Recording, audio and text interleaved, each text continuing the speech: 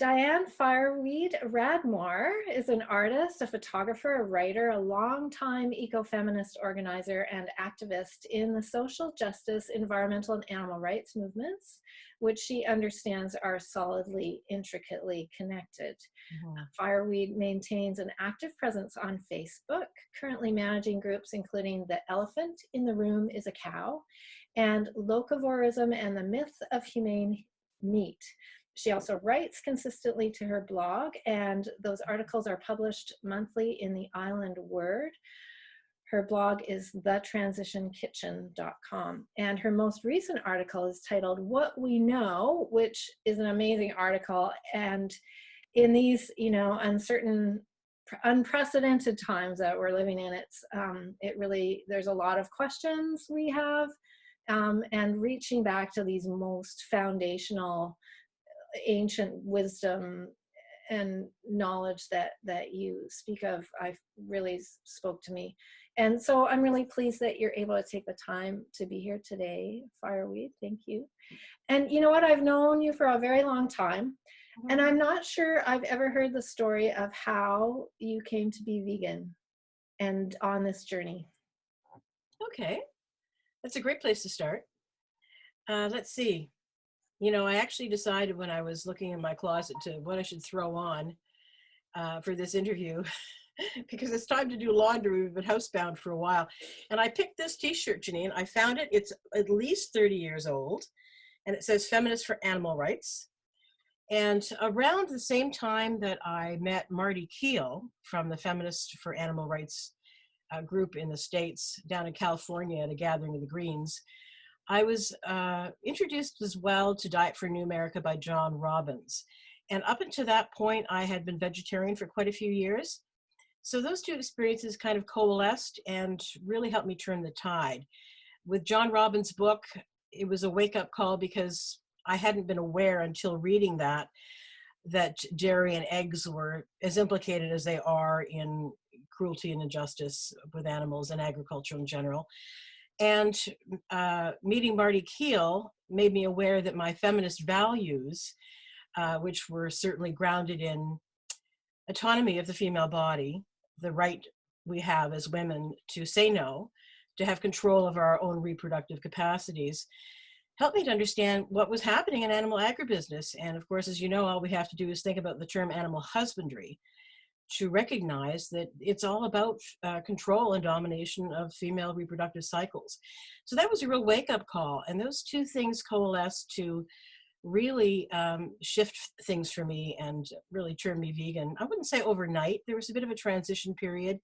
And those two events were not exactly back to back with, but in about the same, probably year or two. So that's what I can recall, really. I've been vegan for over 30 years now. And did your name emerge from that transition? It did not. And, very few people know me as Diane. I've been Fireweed for much longer than Facebook has been around, which is the reason that people see Diane out there again, because Facebook doesn't like you to have more than one handle. And at a certain point in time, I actually lost my Fireweed account on Facebook because I started a new one under my legal name, which is really just used by bill collectors and the government, that kind of thing. It was at a time in my life when I had just discovered my biological roots, having been adopted as a child.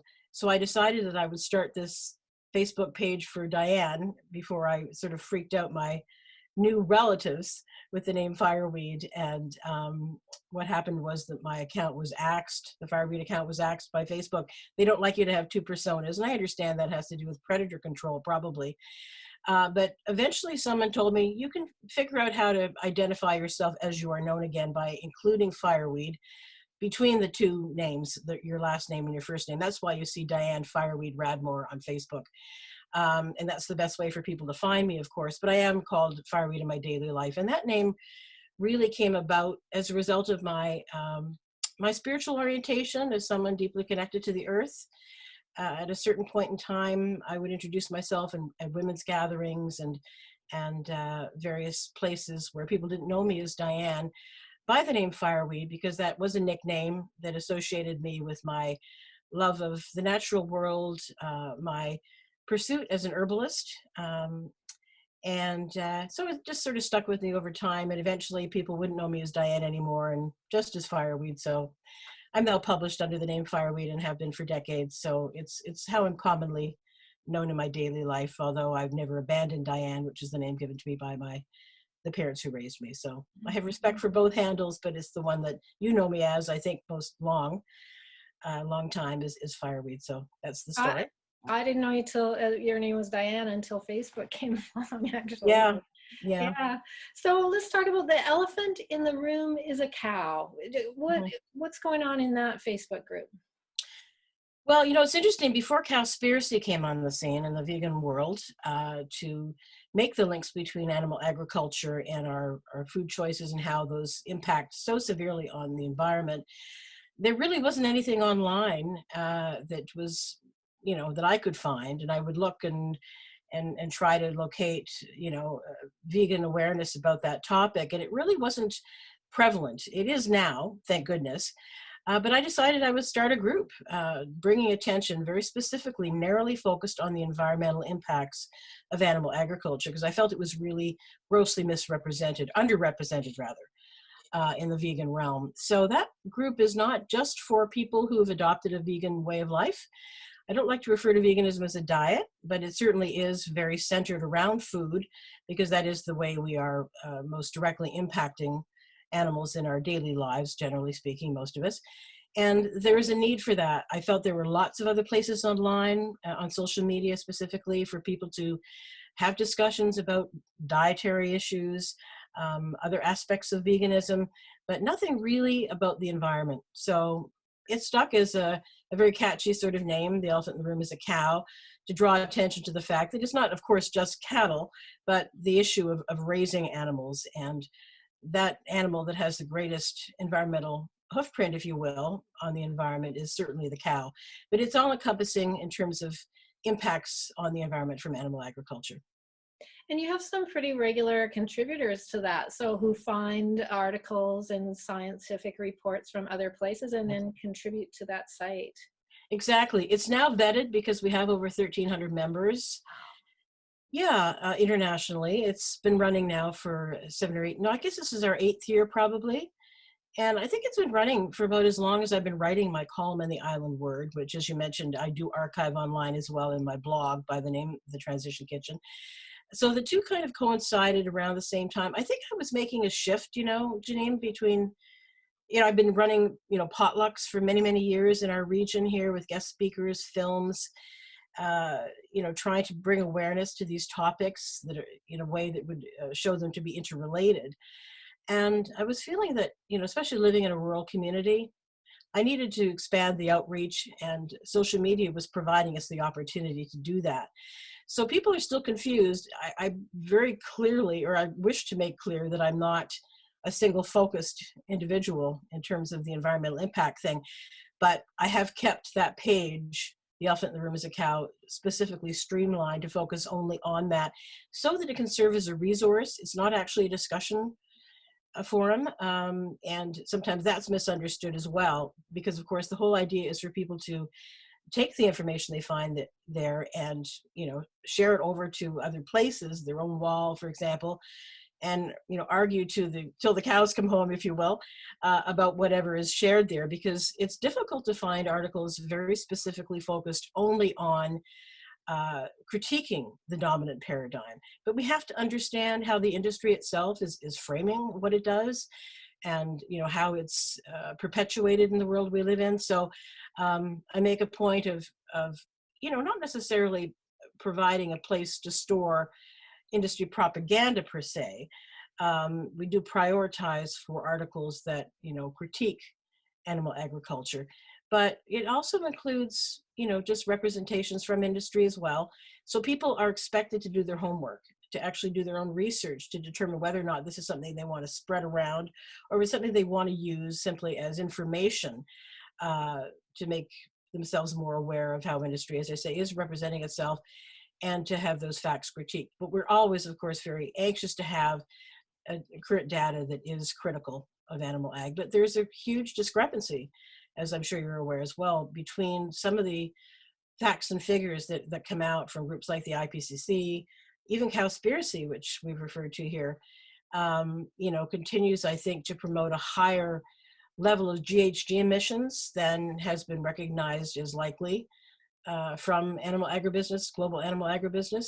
For example, we had 18% quoted as the figure from the United Nations years ago, and then that dropped down to 14.5.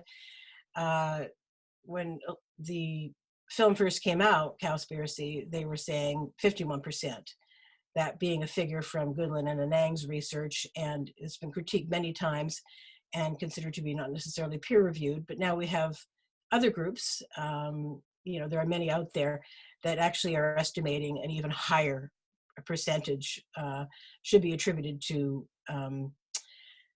animal agribusiness in terms of global GHG emissions. So my position, and I wrote this directly into the guidelines for the Elephant in the Room is a Cow, because this was such a controversial topic, is that people, remember to maybe err on the side of caution when they're, quoting scientific data, to remember that there is no real consensus here, and that, 14.5%, even if that's low, as an estimate, is still greater than all transportation, at least, almost or as much, if not greater now, than all transportation combined. So, we needn't inflate figures to make our point very clear. And that is that it is an area of our human interaction with the natural world, our patterns of consumption, that must be addressed, and that everything we can do to reduce, especially now that we have so little time left really to turn the tide, we should be really hammering on animal agribusiness to not only dramatically reduce, but to shift farming swiftly over to actually, low carbon emission food production. And that's going to include moving as rapidly away as we can, certainly from cows. And that is, as I always like to say, what is required of those of us with the privilege of choice. Not everyone in the world is in a similar position. So my own personal way of framing these issues is that those of us with the greatest privilege have the greatest responsibility to make these changes. Mm-hmm. So, and yeah, I find it's a really great resource when because when we have conversations with people about the very wonderful world of veganism, there's a lot of different places that people are at in their understanding or in their interest.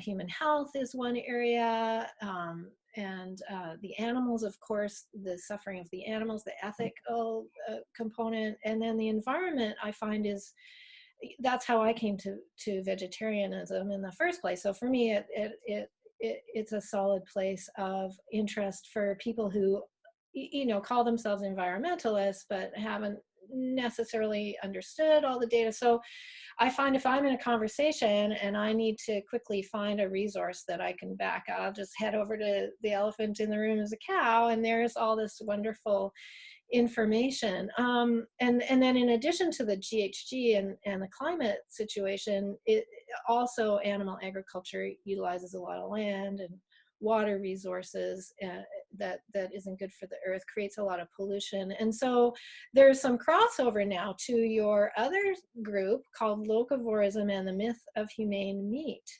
that a lot of people think, oh, well, I'm doing the right thing now because I'm buying this animal that has been lived a happy life, was murdered still against its will, but was at least lived a happy life. But from an environmental perspective, it's actually impossible, some would say, for us to all become locavores.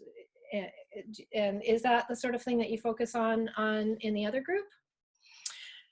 Well, that's a big topic as well, isn't it? And I'm glad you mentioned, just to backtrack very slightly here before we dive into locavorism, animal agribusiness is the largest contributor to ocean, or a huge contributor to ocean acidification, rather.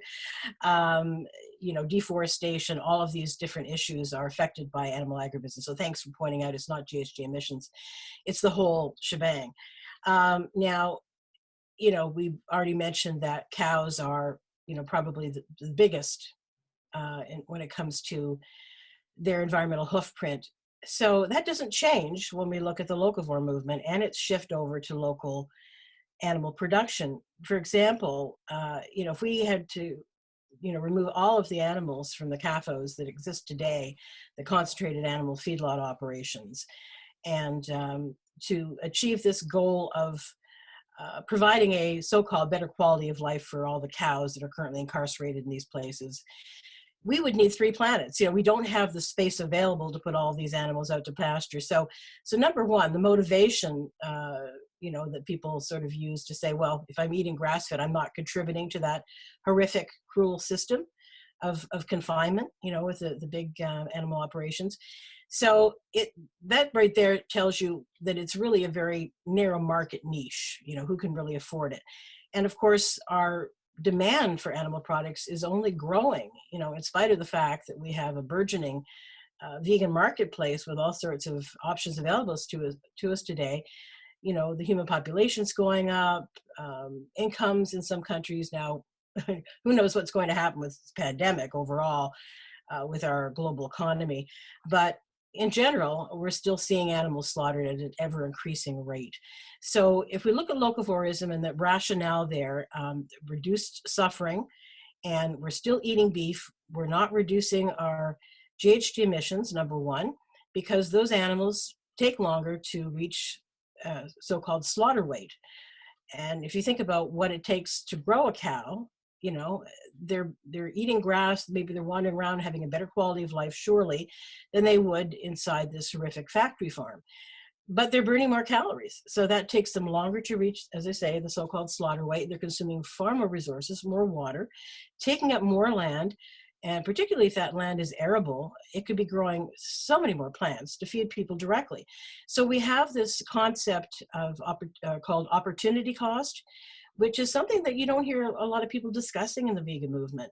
And it really should be, I think, shared more widely, this understanding that the amount of calories going into the production of, say, certain quantity of meat from an animal's body, or milk from their mammary secretions, or even eggs, there is an opportunity cost loss, because those animals have to be fed something.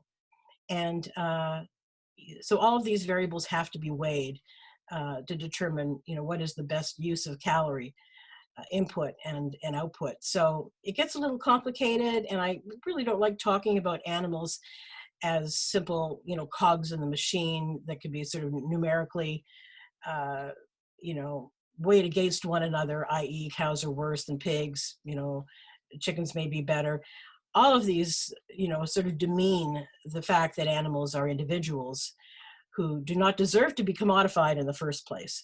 But, with the elephant in the room as a cow, focusing on environmental impacts, and with the locavore page addressing the myth of humane meat, you have to look at what some of these arguments are that people are using to legitimize continuing to eat animal products, but at a local level. Now, the other thing, of course, has to do with, in terms of locavorism, has to do with the distance food is traveled.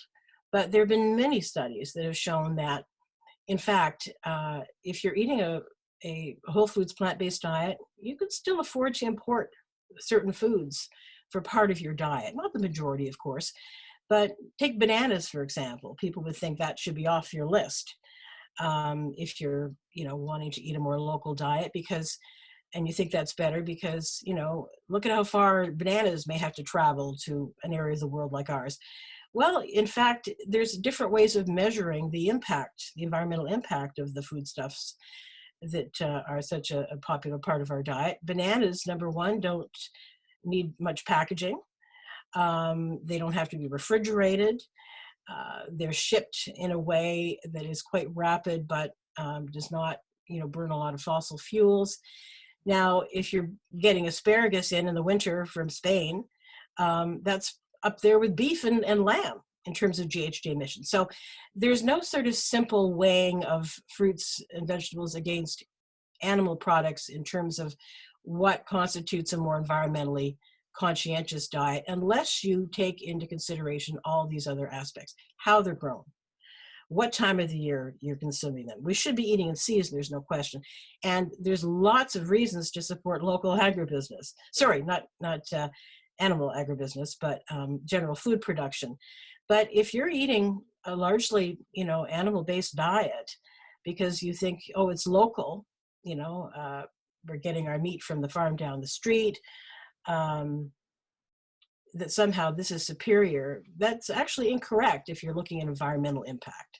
Mm. So these are complex topics I'm trying to sort of discuss in sound bites with you here today, but suffice to say, there's a huge myth around this notion that local is better than a plant-based diet that could include some imported foods. And I think you can figure that out, anyone that wants to do the homework, by plugging into one of these databases that are now available that measure one's carbon footprint. And it's become particularly popular with the IPCC reports of the last few years. And even though they've been coming out steadily, we're finally starting to pay attention with the help of Greta Thunberg and others, of course. And that's one way we can sort of plug in and look at the actual impact of your diet. And you'll discover that if you're eating a whole foods, plant-based diet, you're far better off, even if the rest of your diet is local. Ditch the animal products and you'll be on your way to really making a difference in terms of your carbon footprint. Mm-hmm.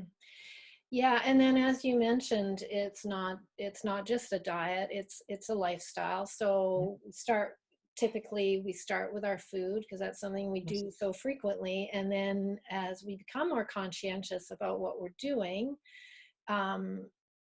which as a sidebar, I would just like to say that one thing this coronavirus situation has done for me personally, and I'm assuming other people are feeling the impact, is just being more conscientious in every single moment. Like, especially when I go out into the world, I'm careful, like, where are my hands? What have I touched? How close am I to people? Where are those people? How should I maneuver around those people? Like, it's really bringing us into the moment rather than sort of think, oh, what am I going to have, where am I going to go shopping next week or whatever, that sort of thing. So it's kind of cool in that regard. And so one thing that also veganism does is it for me personally, it has caused me to become more aware of what I'm doing, what I'm putting in my body, where the food is coming from, what the impact is, but not just the food. Then it extends to the clothing and other lifestyle choices that we might make. And as you mentioned, I mean, and ultimately, when we are vegan, we finally realize we're doing it for the animals. We may get here, I think, from different places, but ultimately we're here for the animals. And I think about the animals that are continuing to suffer in their cages, as we are now confined to our cages, which is kind of ironic. And as you mentioned, from a feminine perspective, a female perspective, it's typically the female of the species who are forcefully bred and impregnated and forced to carry children to term that are then stolen from them, and all entirely unnecessary. And you live in a rural environment. I'd like to now move into sort of a more spiritual, earth-based, perspective. But start by asking you, do you hear the crying of the cows and when their babies are taken away? I have, over many years, been exposed to that. It's incredibly distressing. But I also have to say that, my partner and I were on a walk just the other day, passing a field full of baby lambs and sheep, and I remarked how, isn't this interesting that in over 25 years in this particular location, we have never actually seen the day the truck arrives to move all of those animals out and off onto the ferry for slaughter. It's interesting that a lot of people think that if you're shopping at your local farmer's market, again, back to this whole idea of the romanticizing of buying local, that somehow you've established a relationship with the local farmer, and some, you know what's going on in a way that you don't when you're, buying from a supermarket. Well, for sure, if you can put a face to the name of the person that's selling you the produce and whatnot, and you have a rapport and you have a sense of trust that's developed. I'm not saying that isn't the case, nor that there aren't lovely people engaged, where I live as well, in selling both produce and animal products. But the truth is, a lot goes on behind the barn, out back of the barn, you know. What kind of localized butchery happens out of sight and out of mind? You know, we don't know. We just don't know. A lot of it's still very hidden. It's difficult to see. I can see that the animals when they're out in their fields, but just, you know, one day they're gone. Occasionally I'll be on the ferry, and oh, I really had a tearful moment a couple of years ago when I was coincidentally just next to a truck that in this case had cows on board. And I swear, Janine, that cow was looking directly at me, you know, almost pleading. And you see videos like that occasionally on YouTube, and it's moving. But it was the first time in all of these many years, and I've actually lived and worked on farms with animals, but that I had that sense of connection with that animal that was like a plea for help, you know. And I could choke up just thinking about that. It really reminds you, you know, these are individuals that are going to their deaths, and they know when something's wrong. You know, maybe that particular cow I'm referring to didn't know where she was headed. But when I'm seeing them out in the fields, sure, you know, life looks good, and people can talk about that one bad day. But as a woman, I've experienced terror. I've known incredible fear for my own life. And I saw that. I saw that in that cow's eye that day. So I have no doubt that every time, you know, a chicken is playing dead when she's held upside down in someone's arms and they think, oh, look at this, I've calmed her before I'm about to slice her throat. The reality is that animal is petrified. They're falling back on a, you know, a natural orientation to play dead because they're not struggling anymore, because they know there's no hope of escape. We don't know what kind of fear and anxiety that animal is really going through. And yet you see that on the locavore sites. Oh, this is how you calm an animal. They could be absolutely paralyzed with fear. And there's this belief that somehow they don't really know what's happening. I'm afraid that's not true. It's just not true. It's wishful thinking. And, you know, there's just no way around it. You still see people, I think even the fact that this is hidden so much, not always, you know, people will make jokes and they'll laugh and they'll try to normalize this activity. But for the most part, it does remain quite hidden because there's a certain degree of shame around it. There's an awareness that, okay, we may joke about the one bad day, but people are fully aware that the act of killing, the act of taking someone's life, you know, they can frame it as a necessary evil, but, you know, those of us that know that it's absolutely not necessary, you know, realize that's the myth. That's the big myth. There's really no humane slaughter. And in my article, I forget the name of it now, a few years ago when I was talking about this whole idea of the myth of the term humane, I quoted Harold Brown, who you might know from films like Peaceable Kingdom. He's a former cattle farmer who is now vegan and a great advocate for animals.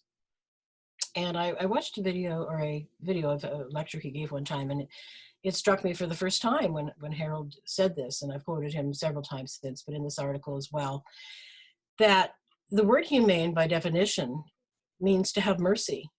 And there is absolutely no mercy in the choice to actually end someone's life. So there's really no such thing as humane slaughter. That's just the truth of the matter. Mm-hmm. Mm-hmm. And the good news is, of course, that we can avoid it. If we have the privilege of choice and are not reliant, if we have other options available to us. And this is my argument over and over again, because as I said earlier, Janine, I want to repeat, we can't expect everyone in the world to adopt the kind of lifestyle changes that are accessible to us. Their circumstances may be different. It's not just about culture. Many of us have evolved, you know, most of us, all of us, I would say, have a culture that involves, with very rare exception, this notion that humans have the right to dominate other animals. But we know now that we have the option of avoiding unnecessary harm. And that's what we should be acting upon, where it can be avoided, because I don't see veganism as any kind of panacea. It's not going to solve all of the world's problems for people to turn plant-based overnight, but it is a moral baseline for those of us that are committed to social justice. And we can assist those people that are in the process of moving in that direction, not by chastising them for not knowing perhaps as much as we do about what's involved or how to move past the conditioning that most of us have been raised with as well. But by showing them a different way and by having these kinds of discussions, but in a way that doesn't elevate us as somehow morally superior. So you talk about spirituality, I think that coming back to compassion has to be for others as well, not just for animals. And that's a very, very difficult thing. I'm not saying I've mastered it, but I do think it's integral to what veganism is about. Thank you. Thank you. And for acknowledging that it's not always easy. That's for sure. But then remembering, I like what Will Tuttle talks about, remembering that we were all there at one time. Maybe one day we'll live in a world where children are raised as they are now. A lot of children are being raised vegan from conception, and that'll be a whole different reality. But for those of us older folks, we weren't born vegan, and we were part of the programming that so many billions of people are part of. And our work, I feel in part, is helping people escape the program, to see first of all that it is a program. And it's funny because I used to think, oh, when I was a vegetarian, I used to think the vegans were some kind of cult. That's what I thought. And I would sort of avoid it because I really didn't want to get sucked into the cult. And then now I see that actually it's the animal consumption that is kind of a cult in terms of controlling the way the brain functions. And like you say, kind of justifies these things that we know somewhere in us, it's really not right. So, and part of getting to that reality for me was being so attached to the earth. I feel like the earth has so much to teach us. And if I'm going to draw on spirituality from anywhere, it's going to be from the earth that teaches us that diversity, acknowledging differences, and that there is a place for difference. Once things start to become genetically the same, that's when we start to see diseases and problems. And so can we talk some more about earth-based spirituality? I know you know a lot about that. Well, I think it's really a very personal thing. But the way I like to frame it is that no matter how diverse our cultural backgrounds, each and every one of us does have a history rooted in what I would refer to as the heart of our Earth Mother. Before patriarchy, certainly before the capitalist system. I have to be careful how far back I go with this. I know Will Tuttle does talk a great deal about the hordes coming across the Eastern steppe, the European, the shift there that happened between the old matrifocal ways and patriarchy as we frame it within the past 5,000 years or so. We don't really know. I mean, I see pictures of frescoes on walls of ancient sites with women leaping over bulls, in ancient Mesopotamia. We don't really know what the relationship was with animals, in every instance. There's so much cultural diversity around the world. And I think it's important that we acknowledge that, but we can sort of make a sort of a general framework of things changing with patriarchy away from a model of earth-based reverence to one that is focused on the divide between spirit and matter. And that's something that I have personally chosen to reject. So people think, oh, so that means that you don't believe in spirituality? Well, no, I do, but I don't think that they're separate. I don't personally believe in life after death. I respect the rights of people to frame their spiritual orientation in whatever way is meaningful for them. But for me, there's one life in this physical form, in my human body, and I won't be completely gone when I've passed. Maybe my spirit leaves my body, maybe it doesn't, maybe it simply dissolves into the earth if I'm buried in the ground, feeds the worms, which will feed the birds, and I'll be birdsong on the wing in a few months' time. That's the way I kind of like to look at it. I certainly don't remember what was here before I arrived, and I'm unlikely to know what's here when I'm gone. So all I will ever really know is eternal life. So there's many ways that we can frame these things, but it's a great mystery, and I'm comfortable with the mystery. What I am most concerned about is in terms of the sense of perpetuity that having any kind of religious orientation or spiritual grounding uh, provides, it seems to me, in cultures around the world, is the sense of obligation to the past and the future, And so if I, embrace this notion that I've always been here and I'll always be here in some form or another, then there's no escaping the impact of my personal choices. And what I do today will have an impact 7 generations down the road. And to be aware of that is also to have a sense of hope, I think. Um, you know, one day I may say, oh, hope is highly overrated. Another day I'll say, nothing matters unless there's hope. So I fluctuate between these two positions.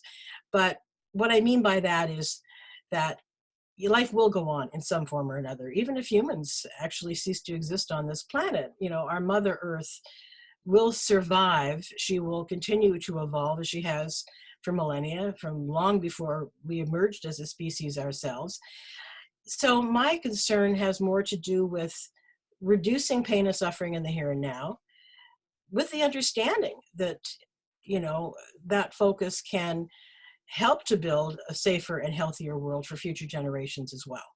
Mm. So that was a bit of a mouthful. I'm not sure it made sense. But No. yeah, so everything is alive. Everything is alive. And as part of that, I think we have this ability to use that consciousness that we've developed, Janine, you and I, and others that we know who've expanded our circle of compassion to include other creatures, not to be in denial of death and the necessity of death as part of the cycle of life, but to recognize that we can choose harm reduction, not eliminate it completely, but choose harm reduction. And in doing so, enable the life force, not be a detriment to the life force. So I guess in essence, that's really what spirituality is for me, is the recognition that the life force is to be revered for our own survival and the survival of others. And that is a beautiful thing. So let's leave it there. All right.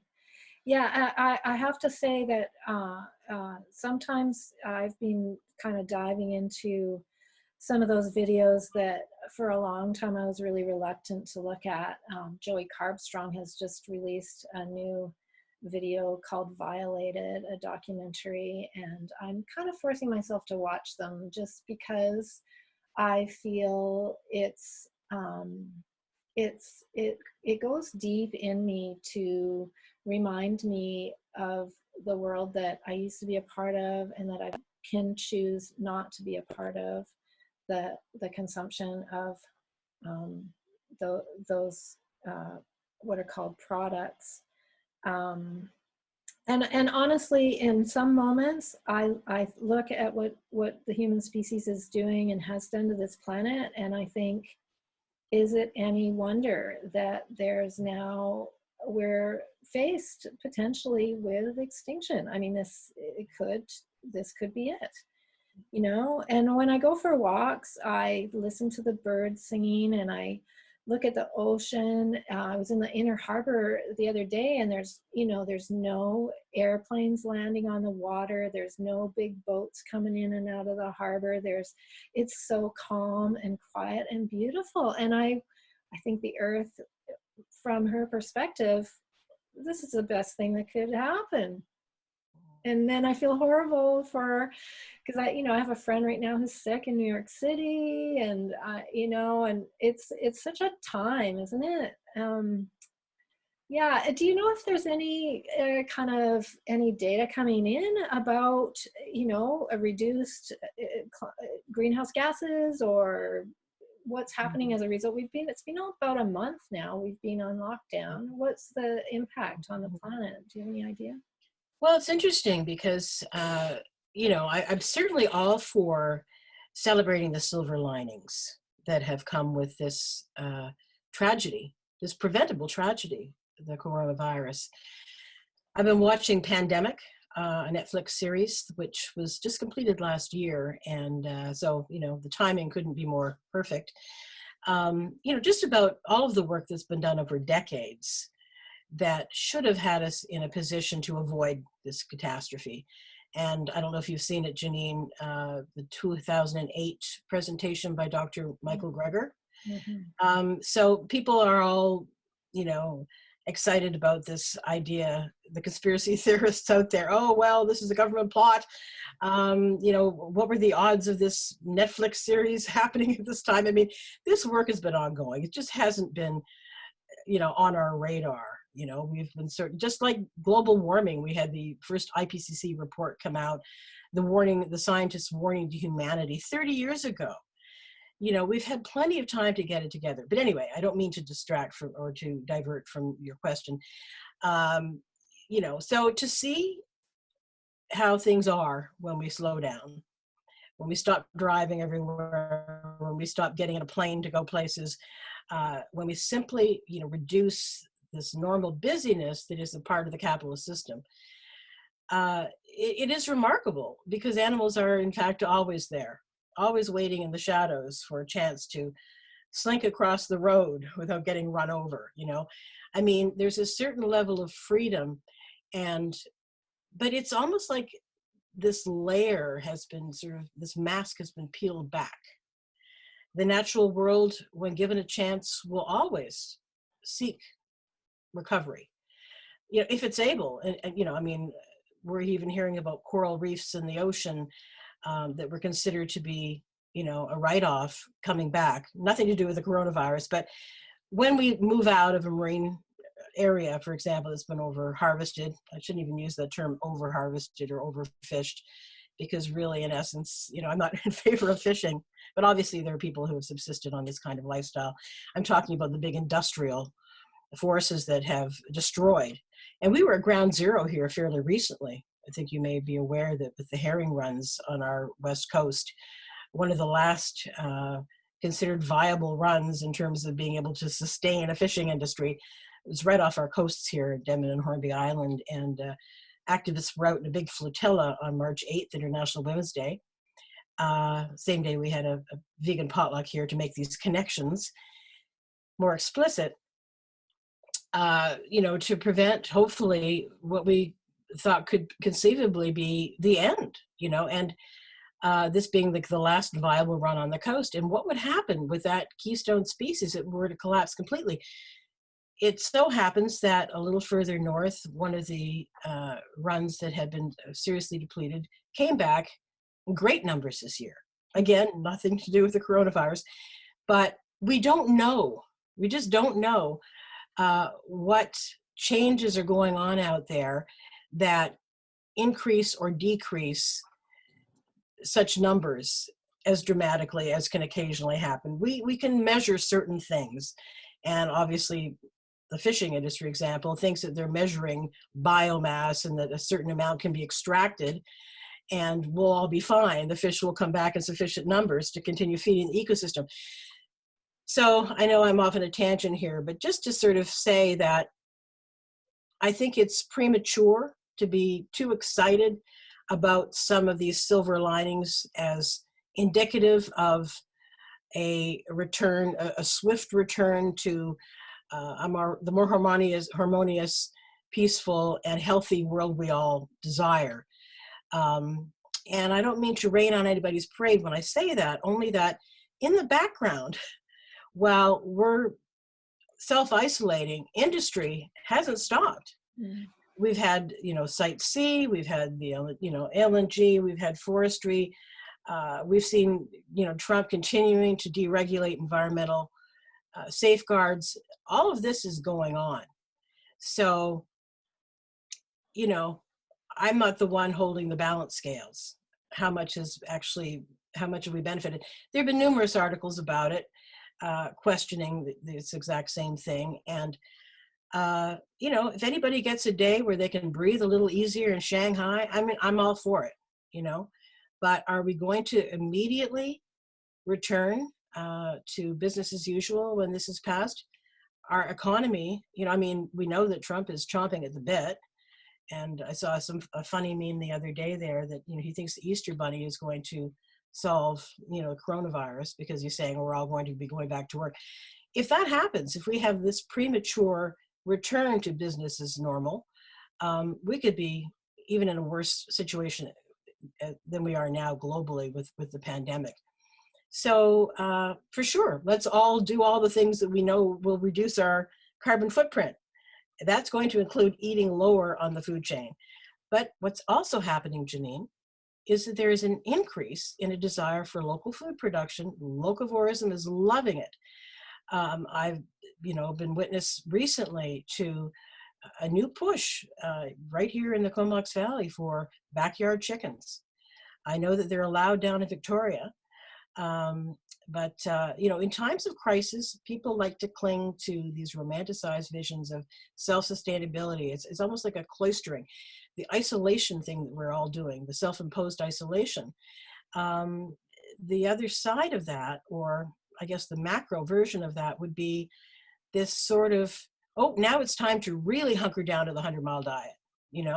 This is what's going to save us, because if we just grow more food locally, and that cuts off everybody else who's ever depended on trade, shuts down the reality that people in other areas of the world need to have food brought in because they are not in the same position to have the same kinds of access. It's complicated. Food production and distribution are complicated. So locavorism is not the answer, except for that sort of market niche crowd that can afford it. I don't begrudge vegans wanting to buy produce that's not organic. I have the privilege to be able to make a choice that, ups my criterion, for example, on what I will consume, from being, more animal friendly to being more people friendly. The non-humans and the humans matter for me in the animal realm. So I'm not going to buy a certain vegetable if I know, like strawberries, if I'm aware, as I am, or chocolate, that some of these products are the result of slave labor conditions. So it's not enough that it's vegan. I want to know that it's been harvested by people that are paid a fair wage. And what is happening, of course, is that the locavore notion is based too on this fear of food scarcity, that we're not going to be able to feed ourselves, that they're not going to be getting enough workers in California who supply, the bulk of the produce that we eat up here, So it makes sense for us to be gardening more and that kind of thing. But this idea of suddenly, going to backyard chickens. I mean, I'm living in a rural community where there's already lots of chickens roaming around. I'm talking about some of the surrounding urban areas. But we will be the ones who will be, contacted, the animal rights activists, the people with sanctuaries, to take the unwanted roosters, or when that person decides that the chicken that they've developed a connection to by having them in their yard, producing more eggs than they can handle for their family, wants to find a new home for this chicken when she stops producing, because at that point they're not willing to kill her. It gets so complicated. Did you follow that? Yeah, Sort of. totally. And I was speaking with Hope Bohannick the other day, and we were talking a little bit about backyard chickens. And in addition to the amount of feed and water, as we were talking about before, that goes to the animals, that could be going to the humans or to the plants to feed the humans. She said it doesn't matter where you get your chickens from, they're all coming from these horrible hatcheries, which which are completely mechanized. So there's nothing beautiful about the relationship between the chicken and the hen and her. It's not about sitting on a nest and hatching eggs. It's all mechanized. There's a chute where the little boy chicks, they have to rub their fingers between the little chicks' legs to feel whether it's a boy or a girl. The boys go down the chute to go into the big blender where they're ground up alive as part of how they do that, and then the girls go off. So even there's problems. And then just the idea that chickens don't lay eggs every day in nature. This is a genetically engineered construct of reality, and so then we're back to the ethical question of, especially females, what are we doing here? What are we doing to these beautiful Yeah. female birds, right? And the other thing about locavorism as well, as we talked about, you know, most of these animals are still going to an abattoir. Maybe it's a local abattoir, but there are still people working inside those abattoirs Yes. who have to do this horrible, horrible work of killing and blooding these animals. And I think a lot of those are migrant workers, if I'm not incorrect on that. Well, yeah, I know here in Canada, they have such a shortage of slaughterhouse workers that they have actually looked to the immigrant community to fill those jobs. And I just think that's absolutely horrific. And then we know that the coronavirus came from an interaction with animals that had been domesticated for the purposes of consumption. And according to Dr. Barnard, every influenza strain has come in this way, and specifically from chickens. Yes, I wrote in my most recent article, which I think you read and maybe referred to at the beginning of this, called What We Know. And that is one of the things we know. All coronaviruses are zoonotic in origin. Yeah, and a lot of the serious illnesses that humans have contracted. I love that Dr. Greger spoke about how we didn't have these kinds of diseases on this continent. Even smallpox. When it wiped out half the First Nations people in our region, we're not susceptible to that virus because they didn't know such things. We introduced them, and they all came from animals. So that was quite a wake up call. I hope others look for that video. Before we leave this topic of backyard chickens, Janine, I want to mention that. It's not dissimilar, I think, to what happens in the slaughterhouse. In order to perform a job like that, you have to become desensitized. Mm-hmm. You couldn't do it otherwise. And I've seen it happen even in rural communities where people who have chickens, constantly joke about them. If we were to take seriously that each of these lives had meaning and didn't just think of them as, what would be for dinner next Sunday night because, her time is up, we'd have a very, very different relationship with animals in general. And so I think it sort of reinforces, this commodification that has continues the objectification of animals, that others them, it keeps us separate from them and naively forgetting that we ourselves are animals. So I'm very curious to watch your interview with Hope. I'm a great fan of hers, her work, and her books and her conferences. And I know there's an excellent one coming up very soon. So do you have that on video? Yes, it's at the Green Vegan Grandma site. It's an Excellent. hour interview. And what's called the Food Diet Summit coming Right. up. Right. Yeah, that looks great. And so one other thing that I just thought about it when you were speaking is a conversation I had with a fellow from Saskatchewan, from a farming family. And I asked him about this, when you first were a child and you had these animals, and then the next thing you know, the animal is on your plate. Like, how did you deal with that as a child, right? And he told me a story about how they started out with 2 cows and they named them, and I can't remember what they named them, but he grew quite close to them. And then, of course, they had to say goodbye to them. And he started to kind of well up, and then he quickly caught himself and he composed himself. And then he went on to tell me that from that day on, because apparently it had some effect on him and his relationship, his mother witnessed it. And from that day on, they didn't name the cows anymore. The herd grew and they named them Quarter Pounder or Side Ribs. And that's how they named their cows. So they knew as children that this day was going to come. And that's how we're desensitized. Yes.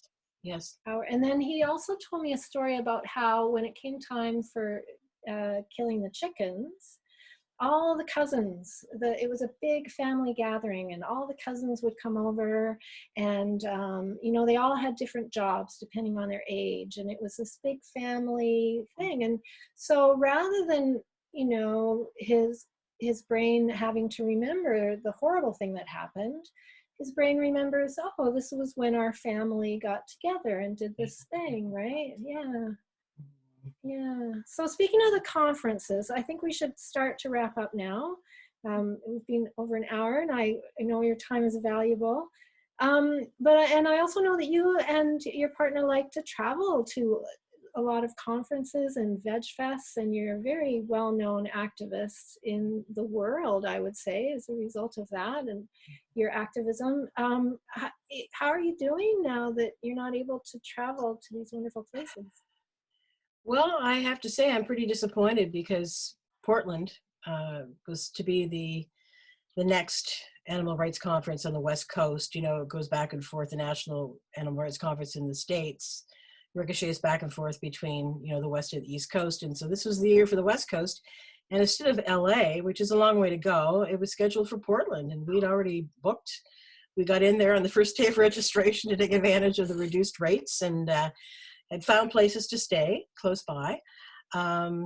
We invested in an electric vehicle some time ago. I think I may have mentioned to you, we took advantage of those great subsidies that both the federal and the provincial government were making available. It was a huge investment, but we felt that this was going to be, you know, the car for the rest of our lives, that we would not be flying anymore. That would be, you know, our commitment, unless absolutely necessary for family, you know, where that was required. And so I was feeling pretty good that we would be just driving down there in our electric vehicle, not emitting emissions, and able to go. And it's been very important for us, particularly, I think, as rural vegans. You know, and activists, we are indebted to our worldwide community through social media, of course. But being able to connect with people in person is really important. And it's always reinforced our sense of being part of a movement, part of something far greater than ourselves, because it could be pretty daunting to live in a rural community where there's a lot of backlash, a lot of resistance, the kind of ideas that we want to put forward about animals. And even where I live today, Janine, when I first moved here, you know, there were no other farms around us with animals. And now we have, you know, hundreds of sheep, and there are chickens and turkeys and pigs, cows, you know, right in our own block, you know, in the country here. And so we haven't seen a decrease. You know, we've only seen the locavore movement growing. And I have to get away from that. You know, I have to find other people who have similar experiences and different experiences, but who have made a commitment to live differently as we have, to resist this continual pressure that, as you describe, is ingrained even with the people that raise animals for food, this continual notion of objectifying other animals. And it happens when you're surrounded in a place. I see the other islanders going by. We're looking for things. We're watching what's happening. But most people, it's a blur. They're going past in their car or even riding their bicycle down the road. They just see the bucolic lambs in the field, and it's romanticized. I'll see people's photographs online. Oh, look at these lovely baby lambs. But no one wants to mention that they'll be dead in 3 weeks. You know, so that desensitization affects us at a soul level.